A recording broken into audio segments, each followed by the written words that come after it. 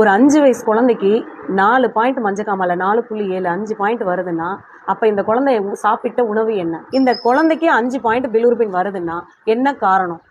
ஃபுல்லாக Cheetos, Lay's, Kurkure, Fanta Mirinda, Pepsi Coke, chocolate, ice cream, தட்டுவடை set, panipuri, parotta குழம்பு, egg rice, fried rice, noodles இதெல்லாமே சாப்பிடுவாளா? இதெல்லாம் ஏன் வாங்கி கொடுக்குறீங்க? அதெல்லாம் வாங்கி கொடுக்கக்கூடாதுல்ல. ஓகேவா? இனிமேல் அவள் வாழ்க்கையில் இதெல்லாம் திரும்ப ரிப்பீட் ஆகக்கூடாது. ஏன்னா ஒரு மஞ்சக்காமலைன்னா 1 பாயிண்ட் 2 பாயிண்ட் தண்ணி மூலியமாக வர்றது. 5 பாயிண்ட் 5 வயசு குழந்தைக்கு வந்தால் எப்படி? நெஞ்சுக்கு ஏறி நிற்கிது. ஓகேங்களா? குடல் வீக்கமும் நெஞ்சுக்கு ஏறி நிற்கிது. கரெக்டாக 15லேருந்து 20 நாளாகவே பாப்பாவுக்கு காய்ச்சல் விட்டு வந்திருக்கும். சரியாக சாப்பிட்ருக்க மாட்டா.